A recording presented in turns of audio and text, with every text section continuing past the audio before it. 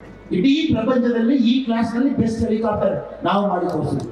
UPA ಸರ್ಕಾರದಲ್ಲಿ helicopter scam, Commonwealth game scam, cold scam, 2G scam, total scam ಮಾತ್ರ 12 ಲಕ್ಷ ಕೋಟಿ ರೂಪಾಯಿ ಅವರು ಮಾಡಿದ್ದಾರೆ. ಕಾರಣ ಆ ಪ್ರಧಾನ ಮಂತ್ರಿಗೆ ಯಾರು ಕೂಡ ಮರ್ಯಾದೆ ಕೊಟ್ಟಿಲ್ಲ. ಯಾರೊಬ್ರು ಕೊಟ್ಟಿದ್ದಾರೆ, ನಾವ್ ಏನ್ ಮಾಡಿದಾರೆ ಮಕ್ಕಳು ಅವ್ರು ಕೇಳಲ್ಲ, ನಾವು ಮಾಡಿಕೊಂಡು ಹೋಗೋದು. ಪುನಃ 2024ರಲ್ಲಿ ಇದೇ ಪರಿಸ್ಥಿತಿ ಕಾಂಗ್ರೆಸ್ ಅವರು ನಮ್ಮ ದೇಶ ತಗೊಂಡು ಹೋಗ್ತಾ ಇದ್ದಾರೆ. ತಾವು ತಮಿಳುನಾಡು ಬರುವಾಗ ಇಂಡಿ ಅಲಯನ್ಸ್ ಎಲ್ಲ ಒಂದೇ ಅಲಯನ್ಸ್. ಒಂದು ಸ್ಟೇಟ್ ನಲ್ಲಿ ರಾಹುಲ್ ಗಾಂಧಿ ಕೂತ್ಕೊಳ್ತಾರೆ, ಅವ್ರ ಪಕ್ಕದಲ್ಲಿ ಕಮ್ಯುನಿಸ್ಟ್ ಅಧ್ಯಕ್ಷರು ಕೂತ್ಕೊಳ್ತಾರೆ, ಈ ಕಡೆ ಸ್ಟಾಲಿನ್ ಕೂತ್ಕೊಳ್ತಾರೆ. ಇದೇ ರಾಹುಲ್ ಗಾಂಧಿ ಅವರು ತಮಿಳುನಾಡು ಬಾರ್ಡರ್ ದಾಟಿ ಕೇರಳ ಹೋದ ತಕ್ಷಣ ಕಮ್ಯುನಿಸ್ಟ್ ವಿರುದ್ಧ ಜಗಳ ಮಾಡ್ತಾರೆ. ವಯನಾಡಿನಲ್ಲಿ ರಾಹುಲ್ ಗಾಂಧಿ ಅವರು ಕ್ಯಾಂಡಿಡೇಟ್ ಕಾಂಗ್ರೆಸ್ ಪಕ್ಷ, ಕಮ್ಯುನಿಸ್ಟ್ ಪಕ್ಷದಲ್ಲಿ ಅನ್ನಿ ಅವರು ಕ್ಯಾಂಡಿಡೇಟ್, ಅಲ್ಲಿ ಬಿಜೆಪಿದಲ್ಲಿ ನಮ್ಮ ಸುರೇಂದ್ರನ್ ಅವರು ಕ್ಯಾಂಡಿಡೇಟ್. ಇದೇ ರಾಹುಲ್ ಗಾಂಧಿ ವೆಸ್ಟ್ ಬೆಂಗಾಲ್ ಹೋಗುವಾಗ ಮಮತಾ ಬ್ಯಾನರ್ಜಿ ಎಲ್ಲಾ ಕಡೆಯಲ್ಲಿ ಅವರು ಕ್ಯಾಂಡಿಡೇಟ್, ಎಲ್ಲಾ ಕಡೆಯಲ್ಲಿ ಕಾಂಗ್ರೆಸ್ ಕ್ಯಾಂಡಿಡೇಟ್. ಇದೇ ರಾಹುಲ್ ಗಾಂಧಿ ಅವರು ಇನ್ನೊಂದು ಸ್ಟೇಟ್ ಹೋಗುವಾಗ ಇವ್ರ ಫ್ರೆಂಡ್ಸ್, ಇನ್ನೊಂದು ಸ್ಟೇಟ್ ಹೋಗುವಾಗ ಇವರು ಎನಿಮೀಸ್. ಒಂದು ನಿಮಿಷ ನಾವು ಅರ್ಥ ಮಾಡಿಕೊಳ್ಬೇಕು, ಇವರ ಕೈನಲ್ಲಿ ನಾವು ಪವರ್ ಕೊಡುವಾಗ ನಮ್ಮ ದೇಶ ಏನಾಗ್ತದೆ. ಒಂದು ರಾಜ್ಯದಲ್ಲಿ ಫ್ರೆಂಡ್ಸ್, ಒಂದು ರಾಜ್ಯದಲ್ಲಿ ಎನಿಮೀಸ್. ಒಂದು ರಾಜ್ಯದಲ್ಲಿ ರಾಹುಲ್ ಗಾಂಧಿ ಅವರ ವಿರುದ್ಧ ಕಮ್ಯುನಿಸ್ಟ್ ಅಲ್ಲಿ ಕ್ಯಾಂಡಿಡೇಟ್ ನಡೆಸಿದ್ದಾರೆ, ಇನ್ನೊಂದು ದೇಶದಲ್ಲಿ ಕಾಂಗ್ರೆಸ್ ಪಕ್ಷಕ್ಕೂ ಕಮ್ಯುನಿಸ್ಟ್ ಅವರು ಪ್ರಚಾರ ಮಾಡ್ತಾ ಇದ್ದಾರೆ. ನಾವು ಬಹಳ ಕ್ಲಿಯರ್ ಆಗಿ ಅರ್ಥ ಮಾಡಿಕೊಳ್ಬೇಕು. ಈ ಇಂಡಿ ಅಲಯನ್ಸ್ ಏನವರು ಮಾಡಿಕೊಂಡು ಬಂದಿದ್ದಾರೆ, ಇವರು ಅಲ್ಲಿ ಇರುವ ಅವ್ರ ಮಕ್ಕಳು ಚೆನ್ನಾಗಿರ್ಬೇಕು, ಅವ್ರು ಚೆನ್ನಾಗಿ ಲೂಟಿ ಮಾಡಬೇಕು, ಅವ್ರು ಚೆನ್ನಾಗಿ ಕರಪ್ಷನ್ ಮಾಡಬೇಕು, ಅವ್ರ ಕೈನಲ್ಲಿ ಈ ದೇಶ ಇರಬೇಕು. ಆ ಒಂದೇ ಕಾರಣಕ್ಕೋಸ್ಕರ ಮಾತ್ರ ಈ ಅಲಯನ್ಸ್ ಇದೆ. ಅದಕ್ಕೆ ನಾವು ಬಹಳ ಕ್ಲಿಯರ್ ಆಗಿ ನಾವು ಇರಬೇಕು. ಯಾವ ಕಾರಣಕ್ಕೂ ಕೂಡ ಕರ್ನಾಟಕದಲ್ಲಿ ಒಂದು ಸೀಟು ಕೂಡ ನಾವು ಕಾಂಗ್ರೆಸ್ ಪಕ್ಷಕ್ಕೆ ನಾವು ಕೊಡಬಾರದು ಮಿತ್ರರೇ. ನಾವು ಮಾಡುವ ದೊಡ್ಡ ತಪ್ಪು. ಇಡೀ 28 ಕ್ಷೇತ್ರದಲ್ಲಿ ಒಂದು ಕ್ಷೇತ್ರ ನಾವು ಕಾಂಗ್ರೆಸ್ ಕೊಟ್ಟಿದ್ದಾರೆ ನಾವು ಮಾಡುವ ತಪ್ಪು. ಕಾಂಗ್ರೆಸ್ ಅವರು 11 ತಿಂಗಳ ಮುಂಚೆ ಅವರು ಕೊಟ್ಟು ಏನಾಯ್ತು, 32% ಅಗ್ರಿಕಲ್ಚರ್ ಬಜೆಟ್ ಕಡಿಮೆ ಮಾಡಿದ್ದಾರೆ, 17% ಇರಿಗೇಷನ್ ಬಜೆಟ್ ಕಡಿಮೆ ಮಾಡಿದ್ದಾರೆ, 18% ಎಜುಕೇಶನ್ ಬಜೆಟ್ ಕಡಿಮೆ ಮಾಡ್ತಾರೆ. ಬೊಮ್ಮಾಯಿ ಅವರು ಬಜೆಟ್ ನಲ್ಲಿ ಲಾಸ್ಟ್ ಬಜೆಟ್ ನಲ್ಲಿ 100 ರೂಪಾಯಿ ಕರ್ನಾಟಕ ಸರ್ಕಾರ ಖರ್ಚು ಮಾಡುವಾಗ 24 ರೂಪಾಯಿ ಕ್ಯಾಪಿಟಲ್ ಎಕ್ಸ್ಪೆಂಡಿಚರ್ ಕೊಟ್ಟಿದ್ರು. ಕರ್ನಾಟಕದಲ್ಲಿ ಕ್ಯಾಪಿಟಲ್ ಎಕ್ಸ್ಪೆಂಡಿಚರ್ ಏನು ಸರ್? ಕ್ಯಾಪಿಟಲ್ ಎಕ್ಸ್ಪೆಂಡಿಚರ್ ಬಂಡವಾಳ ವೆಚ್ಚ, ಕ್ಯಾಪಿಟಲ್ ಎಕ್ಸ್ಪೆಂಡಿಚರ್ ನ ಅಸೆಟ್ ಕ್ರಿಯೇಷನ್ ಮಾಡೋದು 24 ರೂಪಾಯಿ.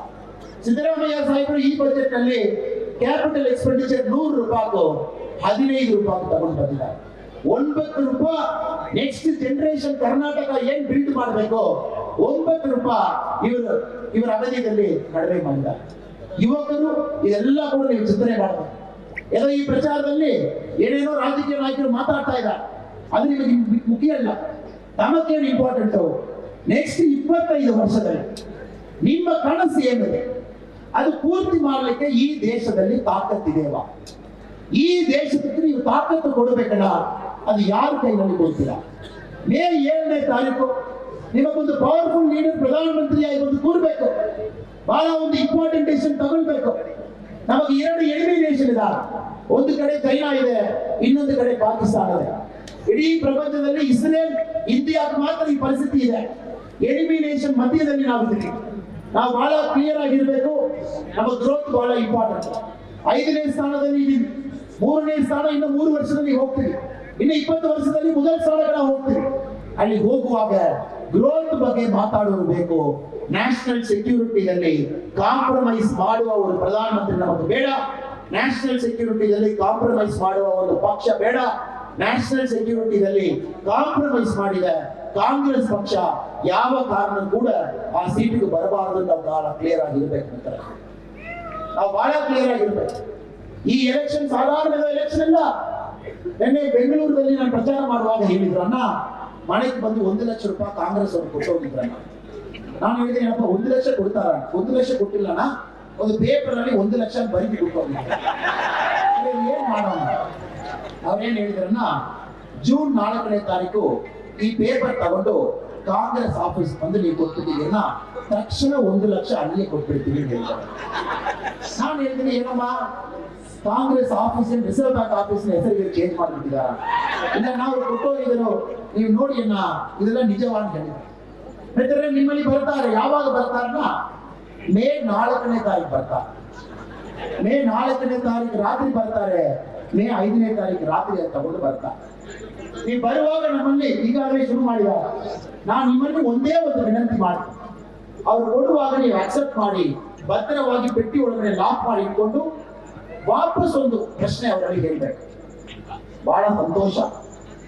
ಜೂನ್ 4ನೇ ತಾರೀಕು ಖಂಡಿತವಾಗಿ ವಿಜಯಪುರ ಕಾಂಗ್ರೆಸ್ ಆಫೀಸ್ ಬಂದು ಇದು ಕೊಟ್ಟು ನಾನು 1 ಲಕ್ಷ ತಗೊಳ್ತೀನಿ, ಸ್ವಲ್ಪ ಖರ್ಚಿದೆ, ಒಂದು 5,000 ಕೊಟ್ಟು ಹೋಗಿ, ಆವಾಗ 95,000 ಕೊಟ್ಟಿದೆ.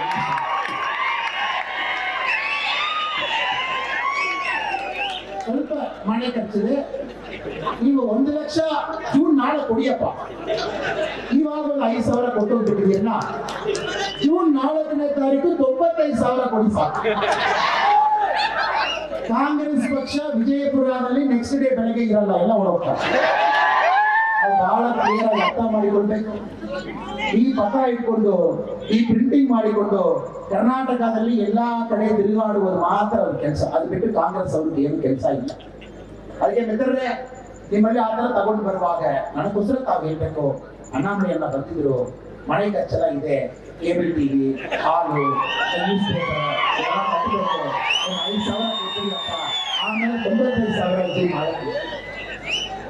ಕಾಂಗ್ರೆಸ್ ಅವರು ಅವ್ರು ಹೇಳುವ ಒಂದು ಮನೆಗೆ ನಾವು 1 ಲಕ್ಷ ಕೊಡ್ತೀವಿ, ಅವರ ಲೆಕ್ಕದಲ್ಲಿ ನೋಡುವಾಗ ನಾವು ಬಜೆಟ್ 44 ಲಕ್ಷ ಕೊಟ್ಟು, ನಮ್ಮ ಬಜೆಟ್ 44 ಲಕ್ಷ ಕೊಟ್ಟು 1,513 ಕೋಟಿ,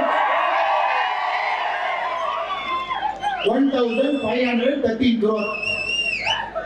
ಬೇರೆ ಕಾಂಗ್ರೆಸ್ ನಲ್ಲಿ ದೊಡ್ಡವರು ಅಹಮದ್ ಪಟೇಲ್, ಸೋನಿಯಾ ಗಾಂಧಿ ಅವರು, ಅವ್ರು ಇಟಾಲಿಯಲ್ಲಿ ಸ್ವಿಟ್ಜರ್ಲ್ಯಾಂಡ್ ನಲ್ಲಿ ಇರುವ ಎಲ್ಲ ತಗೊಂಡು ಬಂದಿದ್ರೆ ನಾವು ಕೂಡ ಕೊಡ್ಲಿಕ್ಕೆ ಆಗ್ತದ. ವಾಪಸ್ ನಾವು ಈ ಎಲೆಕ್ಷನ್ ನಲ್ಲಿ ಕಾಂಗ್ರೆಸ್ ಅಲ್ಲಿ ಈ ಪ್ರಶ್ನೆ ನಾವು ಹೇಳ್ತೇವೆ.